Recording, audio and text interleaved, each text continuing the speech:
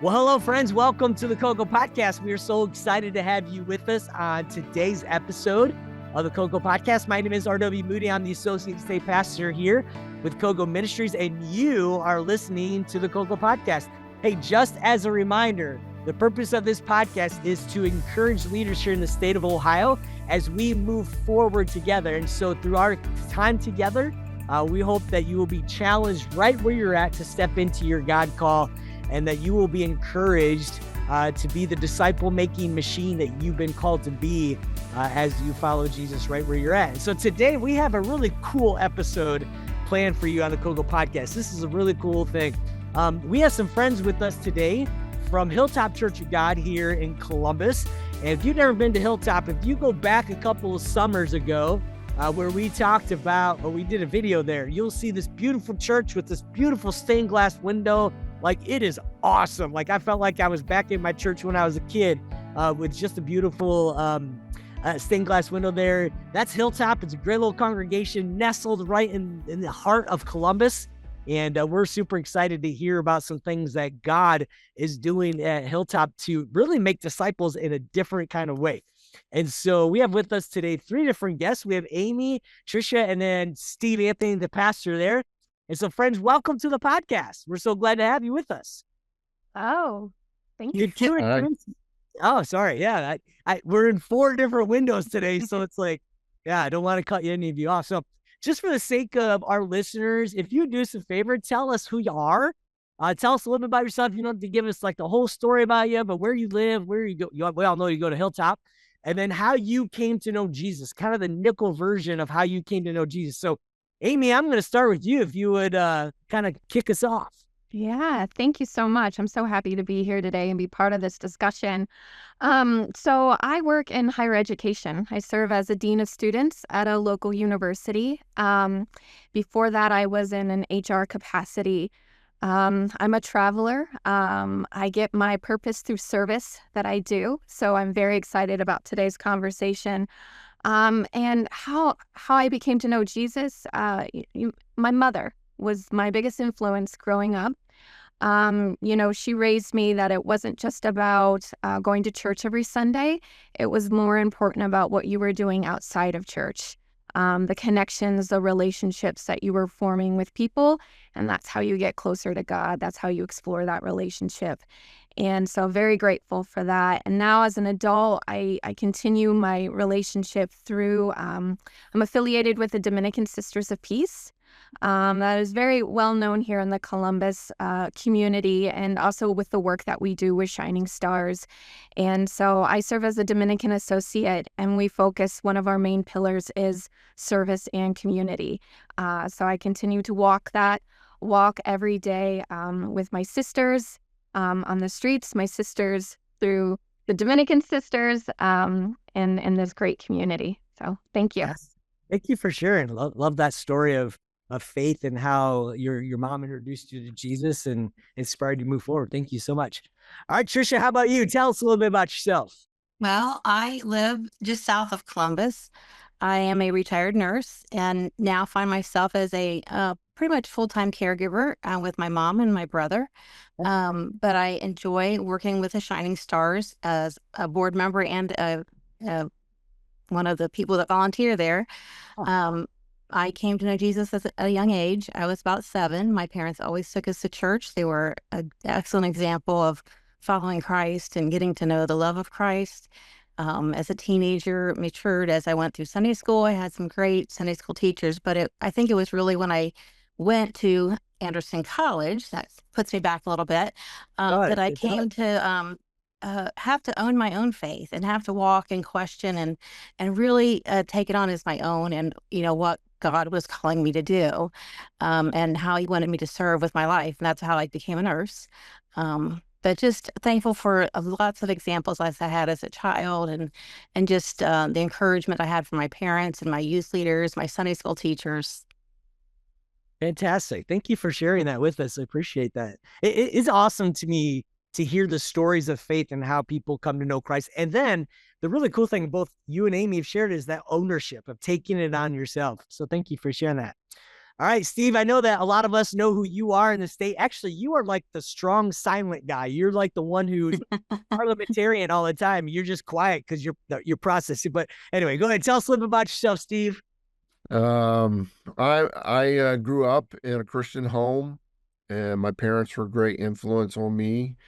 And I accepted Christ as my Savior around age 12, and got called to ministry just before my 14th birthday. And then the drift came, and I ran from my calling and ran from God for a few years, and was on again, off again with God in high school and early adulthood. And then came back to the Lord at age 24, and I was driving a bus down the road with a lot of noise, and it was just me and God in the driver's seat, and he told me the call was still good. Good. And so I've never turned back from that call. Fantastic. Fantastic. You know, Steve, as you're talking, I'm reminded of how that is a similar story of a lot of people who go into ministry where they say, yes, go this way. And then all of a sudden it's like, that call never goes away. Thank you. Yeah.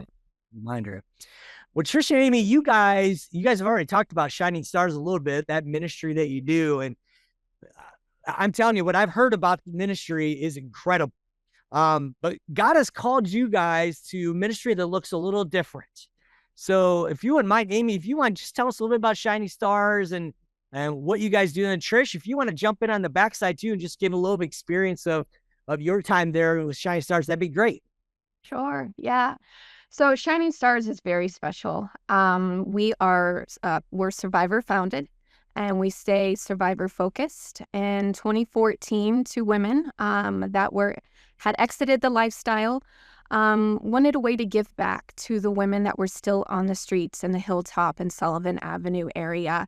And they started to think about what it is that they would have wanted while they were out on the streets. And it really came down to these basic needs, basic resources. And thus Shining Stars was kind of born. It started very small with two women who were started to collect toiletries. They went everywhere from just outright asking people for donations to going to local hotels saying, hey, can we have your leftover shampoo and conditioner, things that we can give out to the women. And they started going out weekly on the streets, going back to their sisters, the women that they were out there with, and just delivering these items to them. Now, again, that started in 2014. And over the years, it has just grown and grown and grown to the point where now we are out every Sunday, 5 to 7. We drive around. We're not stationary, so we are out meeting the women where they are, on the streets, on the avenues, and we are giving them a hygiene bag, and that hygiene bag is all of the toiletries are in it. And every piece that is in that hygiene bag is there for a reason, and mostly because this is what the women said, this is what we need. So it's shampoo, conditioner, washcloth, combs, tampons, body lotion. We give them, some candy, Band-Aids. Everything that is in that bag is there for a reason. In addition to that hygiene bag, we've also started to provide clothing. So a change of clothes for these women. And of course, throughout the year, we change that based off of the season.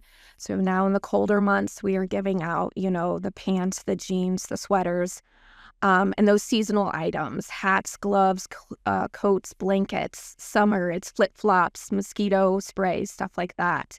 Okay. All of the bags also include bras and panties because we know in women that's very important for hygiene and for them. So it is a hygiene bag, a change of clothes, and then we're also providing them a meal, which is really important. And probably the meal is one of the most impactful things that they immediately get. Trish, I know she can speak. We've all seen this so many times. We hand that bag to the woman through the car window, and before we even pull off down the street, they're opening it up and diving into that meal to start eating it. And we know for some of those women, they haven't eaten in a couple of days. And so certainly that meal is really important. So again, it's a hygiene bag, it's a change of clothes, it's a meal. We've expanded. We now have resource cards that we put inside of all of our bags. And these are resources for local support, mental health, medical, shelters, drop-in stations for them to go, contact information. So they're aware of places where they can go to give help.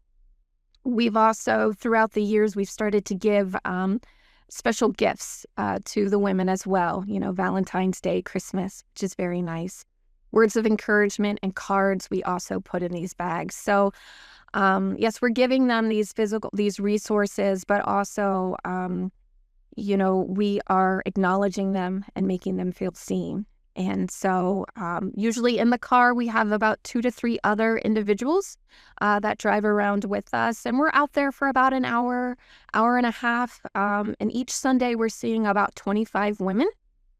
So you can do the math. That's quite a lot of women that we're seeing throughout the year, every Sunday. Amy, I love the idea of meeting people right where they're at and getting their information, and in terms of what would be beneficial for you in those packets. I think that's a great way to meet the need and let them know that they're cared about and cared for. Tricia, how did you get started being a part of this particular ministry? Well, Pastor Steve asked me to help out. He had met with our co-leaders, the ones that founded the group, the organization, and they were trying to become a nonprofit, and they needed help. They needed some support. He asked me to come on. I was the church treasurer at the time, and he asked me to come on board to help them, and the church would be their DBA, doing business as, so that until they could get their own organization, their nonprofit organization status. So I came on board after working with one of our co-founders, helping her with the money and the checks and learning more about what they did. Our church started to become interested in partnering with Reaching for the Shining Stars. So a little bit later, I started to serve on the board and go out. Well, first I started just doing the hygiene bags, because the thought of going out and just talking to people I didn't know just scared me to death. It's not a safe area. And they'll tell you I was like probably the biggest chicken that became involved because I was afraid. But God just really called to me that you need to do more and you need not to be afraid. And now I cannot go. Now I'm on the board. I serve as the treasurer for their board now. But I really enjoy the ministry. I enjoy when we do that bag stuffing and putting the bags together. And that's something we do with other survivors, with other board members, which is volunteers from the church and all over. I just feel our church is so lucky to be partnering with Reaching for the Shining Stars. Now, they were working out of their houses. They were working out of a garage, and then they were working out of a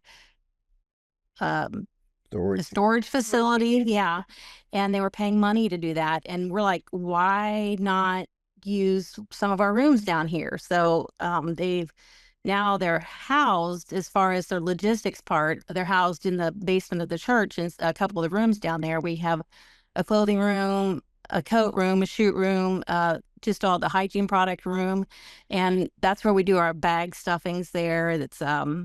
It's where we make the outfits and put them together. It's where we get everything together for the Sunday nights and meet the drivers there on Sunday. They pick up the bags there that they'll take out on the streets with them. But that's kind of how I got started, was just on the edge, on the periphery. And now I love it. I love going out. I love seeing the women. Just going out and letting them be seen. As Amy was saying, so many of them mention over and over again, they just feel like they're invisible and they're not seen. And we go out and look for them and we find them, and they're just so thankful. And they tell us, I missed you last Sunday. We missed you we didn't see you last Sunday. I've been looking for you. They're looking for us and we're looking for them. And it's just, it's a privilege to go out and share with these women. Yeah. Tricia, I want you to know something. I appreciate your, I'm going to use the word humility in what you just said, and being honest about, like, hey, I'm scared to death about this.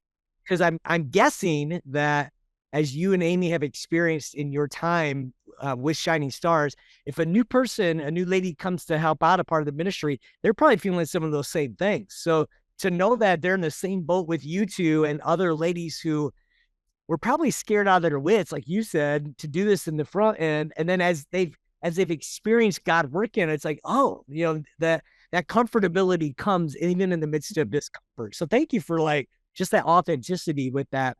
I love, Amy, I saw you shaking your head in the Zoom window as Tricia was talking about, they look for us. I think that shows just how much relationship and how much rapport and trust you guys have built in, and you ladies, sorry, I shouldn't say guys, you ladies have built into the ministry, because again, I mean, that's what it's all about. It's all about relationship, right?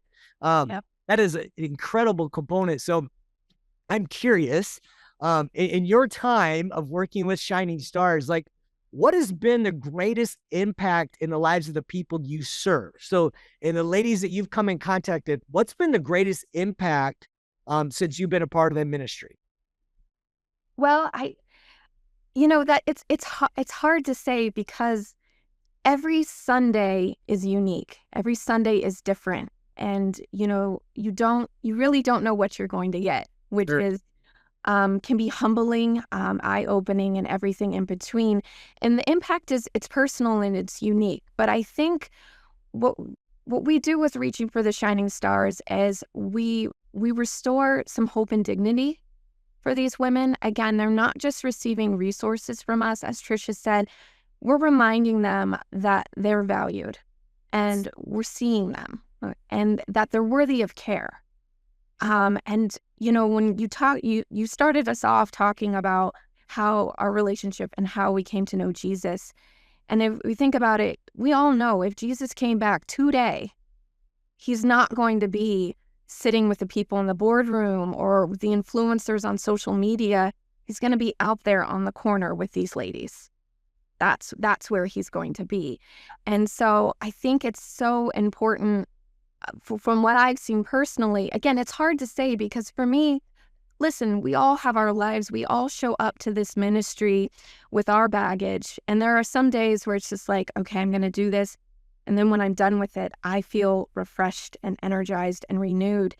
And for me, I'm just giving them a tampon and a peanut butter and jelly sandwich. But for them, that could have been the thing that really, that made their week. Like Trish said, they're looking for us. And I can't tell you how many times we've been out there and the ladies are like, I'm so excited. You're what I look forward to. And I've been out here, for the last 20 minutes. Where have you been? And it's like, we're coming.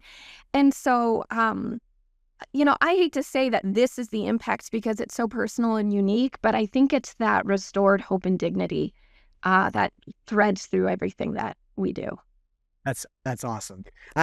I love that. I mean, you guys, you ladies, I'll go back to that. I mean, you ladies are doing just what you talked about, Amy. You're restoring hope. You're restoring dignity. You're restoring persons for who they are. And in the midst of all of that, you are sharing the love of Christ right hands-on. I mean, it is hands-on. So, Tricia, I'm just gonna ask you this question. So, Amy kind of talked about it being different in terms of the impact every day, but how has it greatly impacted your life?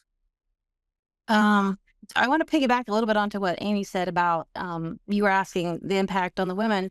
And a lot of times we talk about at church, we don't know the seeds we plant. We don't get to see the harvest.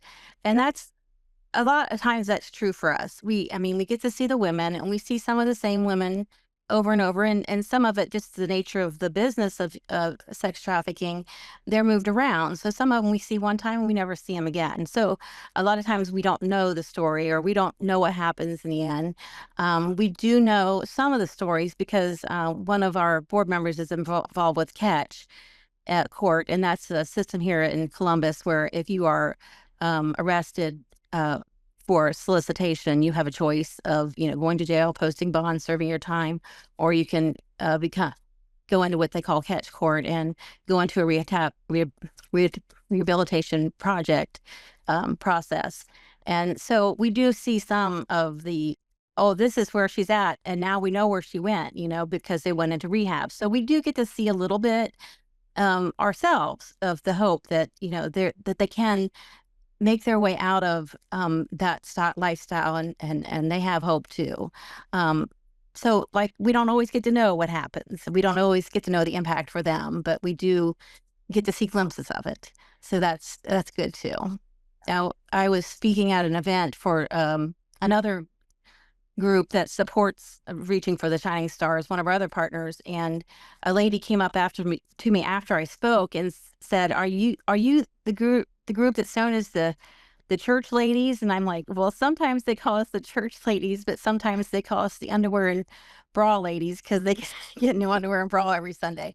And she goes, "Yes, yes." And I'm like, "Okay." And she's like, "Well, you guys saved my sister's life." And we just stood there and cried and hugged together. It was just a beautiful moment. And she showed me her picture before she went into rehab, and I recognized her. And then she showed me a picture of her now, and it just a beautiful difference in their family's life, in her life. Like we said, we don't always get to know the end story. We don't always get to know what happens, but in that instance, I got to see it changed life. Yeah. It was changed family. So, Tricia, as you were talking, you said these words. You said church ladies, and that I just for a minute, if I can indulge you guys for a minute, I pastored a church in Texas for 11 years, and there was a ministry called Strip Love there that went into the clubs, and really they really did probably was very similar to what you guys do. And those ladies in that group became known as the church ladies. And so when you said that word, I don't know. It's just one of those moments where it was like the problems in a big city or small city, they're all there. You know what I'm saying? Like, and it's cool that people like you and Amy who have hearts to go into an uncomfortable situation to minister to women who need to know that they're loved, who need to know that they're cared for, who need to know that they're valued, who need to know that they're important.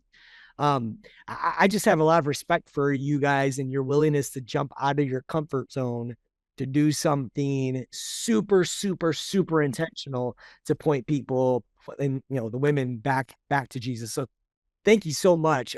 Amy, I want to at least give you an opportunity to say also like how it's impacted your life. It every day it impacts me. It has renewed my sense of purpose. It's reshaped that. It's reshaped my relationships with people. Like I said, there are many, many times when you go into this work, because it is daunting. As Trish said, we don't always get to see the end story or the success. We see that immediate. When they talk about the work that we're doing with human trafficking and sex trafficking, is there's immediate, there's like secondary, and then there's like long-term, and we're in the category of immediate care. So we know that we're not going to solve the problem for the woman right there.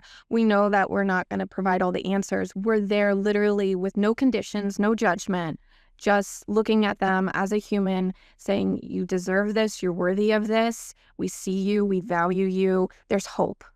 And so when I think about all that, and then my 8 to 5 life, those worries and stressors about emails and things that happen in meetings, or, you get upset with a partner or a family member, all of that trickles away because you're reminded on what is the core, what's important. And so that's the impact that it has on me, is it's like washing over that renewed sense of purpose.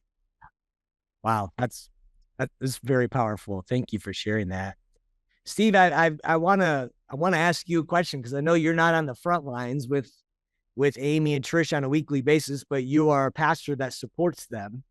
And so as we here at COGO, we're all about making disciples. How do you see this ministry as one that makes disciples? Well, I see it twofold. One, the volunteers, once they're subjected to this enormous human need, are changed.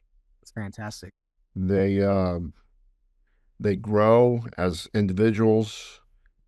Some of them have to work through their own stuff before they can really give themselves fully over to the outreach that we're doing. So I see the first one is the volunteers grow personally, and then second is giving people the opportunity to get back to zero.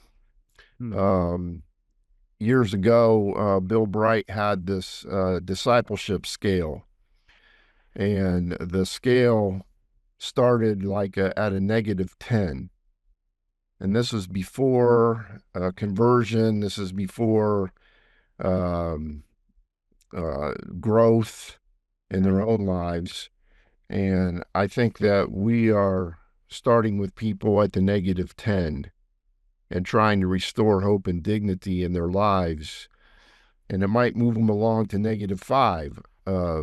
But we're giving people the opportunity to go along that scale. Yes. And eventually, once they get to 0 and have their own choices to make, some of the stories that I've heard, and not only with this ministry, but the one that I ran in Toledo, a lot of them return back to whatever childhood faith they might have had.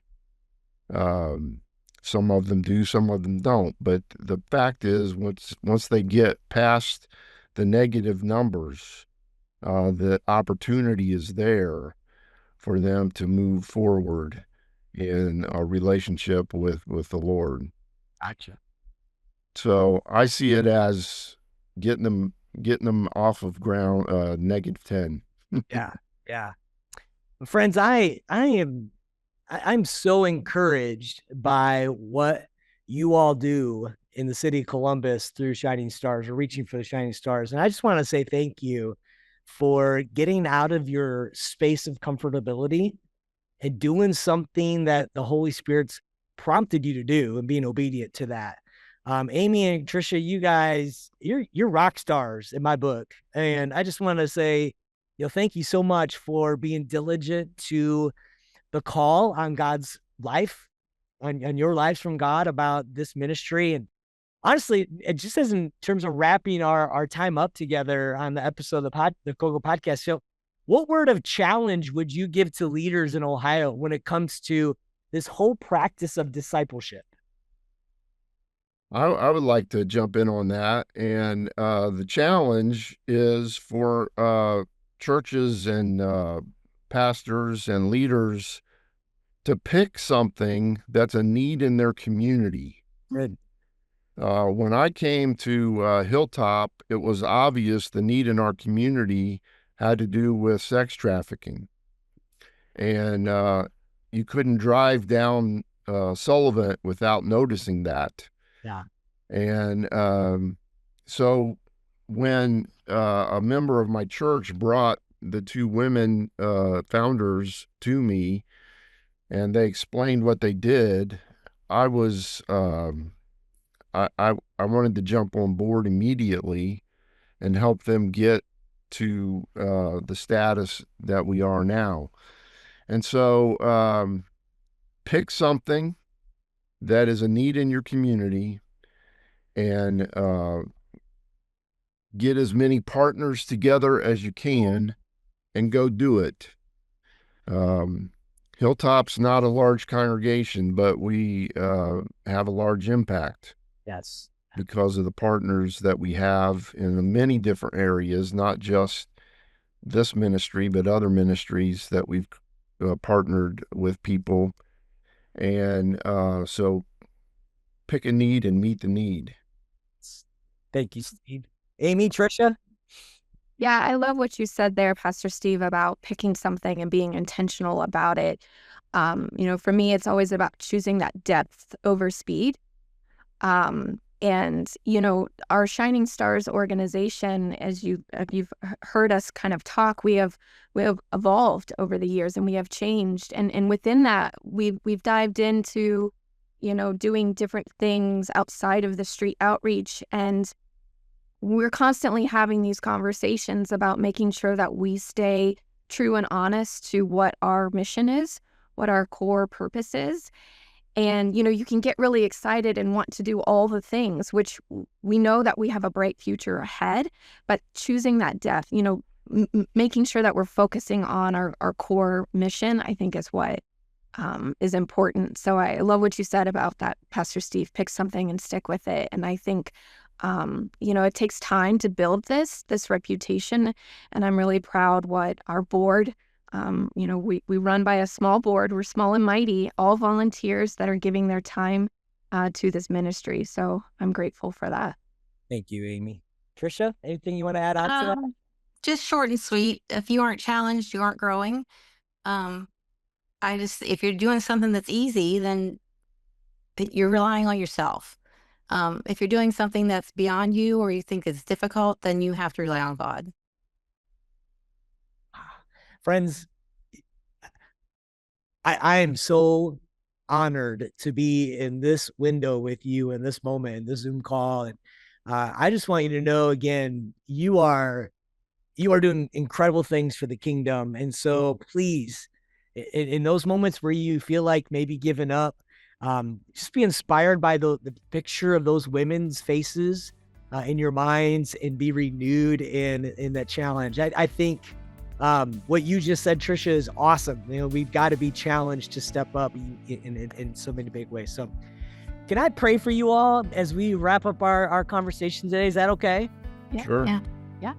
Hey, God, we just want to say thank you for what's happening in Shining Stars Ministry there in Columbus and the association that Hilltop has with that organization. And Father, for Amy and Tricia and the other ladies from Hilltop that participate in this ministry, as they go out, God, may you just bless them in incredible ways. Would you give them thoughts to think, to ask conversation? Would you give them a great amount of love and care to pour out?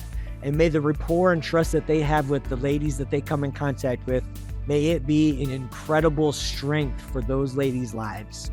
God, use them. I pray, Father, that Steve would be the great partner for these ladies as they continue to go out and show Jesus right in the dark places right there in Columbus. So, Father, bless them in Jesus' name. Amen. Amen. Hey, friends, I'm guessing that if you have questions more about Shining Stars and you want to have some conversation with Steve Anthony, he can get you in contact with Amy and Tricia. If you need to know how to get a hold of Steve, hey, I've got his number. Just give me a ring or call the state office. We'll get you connected. And if there's something in your city, like similar to what you've been hearing these people talk about today, then maybe you need to pray about getting started. I know that these ladies and Tricia have a wealth. They have a wealth of information that they can help you. So Amy, Tricia, thank you so much for your time today. Steve, thanks for your time. Appreciate you guys. Until the next time we're on the COGO Podcast, we'll see you soon. Have a great day.